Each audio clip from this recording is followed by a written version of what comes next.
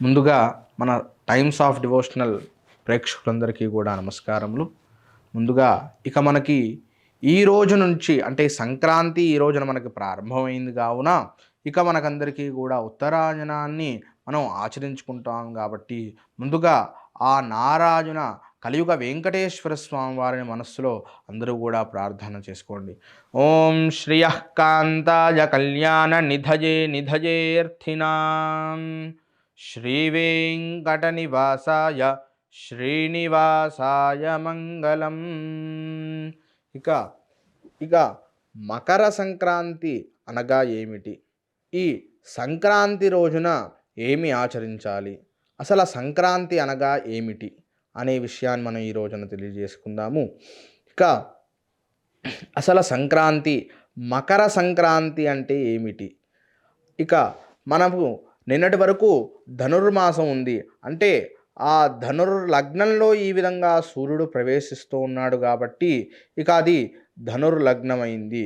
ఈ మకర సంక్రమణలో ఈ సూర్యుడు ఈ విధంగా ఉత్తరాయణానికి ప్రవేశిస్తూ ఉన్నాడు కాబట్టి ఈ మకరలో ఈ విధటువంటి ఆ సూర్యుడు ఉంటున్నాడు కాబట్టి ప్రవేశిస్తున్నాడు కాబట్టి మనము మకర సంక్రాంతి అని చెప్పి తెలియజేసుకుంటాము.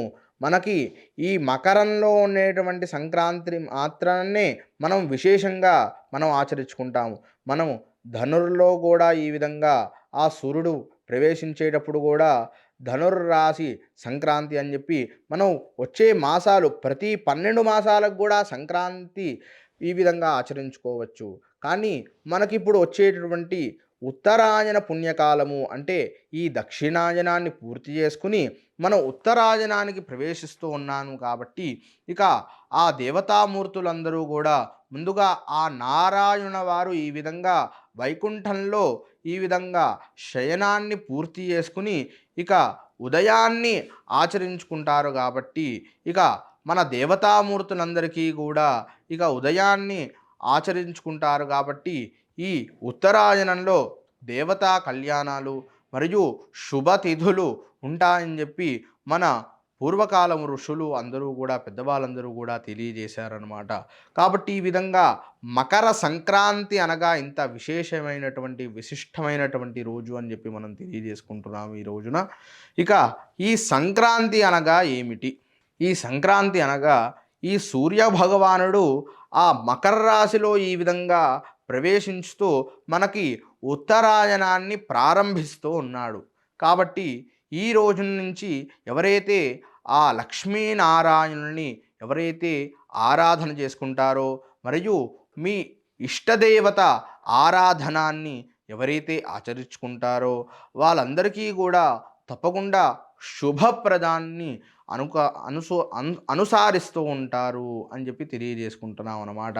మనకి నిన్నటి వరకు ఆ భోగిలో ఈ విధంగా మన అభోగ భాగ్యాలన్నీ కూడా నివారించుకుని సంపూర్ణ శుభప్రదంగా భోగి ఆచరించుకుని ఇక మకర సంక్రాంతిలో ఈ విధంగా ప్రవేశిస్తూ ఉన్నాము కాబట్టి ఆ మకరంలో ఉండేటువంటి సూర్యభగవానుడు మన ప్రజలందరికీ కూడా సుభిక్షంగా ఆరోగ్యంగా ఉండాలి, ఏ విధంగా కూడా అనారోగ్య భావనలు లేకుండా ఇక ఉండాలని చెప్పి తెలియజేసుకుంటూ ఇక వచ్చేటటువంటి ఇక ఈ హేమంత ఋతువు మరియు శరదృతువులో ఇక మనకి చాలా చలి ఎక్కువగా ఉంటుంది కాబట్టి ఈ విధంగా భోగి రోజున ఈ విధంగా ఆ చలిమంటలు చేసుకుని ఇక ఎప్పుడూ కూడా మనం శుభంగా ఉండాలి. ఉదయాన్ని లేచిన వెంటనే ఇక మనం అన్నీ కూడా ఏ కార్యాన్ని ఆచరించుకున్నా కూడా శుభప్రదంగా అవ్వాలి అని చెప్పి ఈ విధంగా ఆ సంక్రాంతి రోజున ఈ విధంగా ఆ లక్ష్మీనారాయణుల వారిని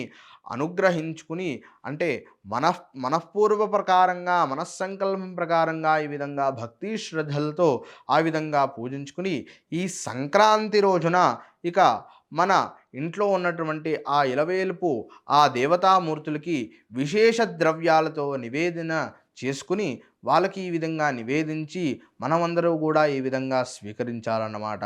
కాబట్టి ఈ విధంగా ఇంత విశిష్టమైనటువంటి సంక్రాంతిని మన ప్రజలందరూ కూడా మన పూర్వీకులు తెలియజేశారు కాబట్టి మన వాళ్ళందరూ కూడా మన ఆంధ్రదేశంలో ఉన్నటువంటి ప్రజలందరూ కూడా తప్పకుండా ఈ సంక్రాంతిని ఈ విధంగా జరుపుకోవాలని చెప్పి తెలియజేసుకుంటున్నాము.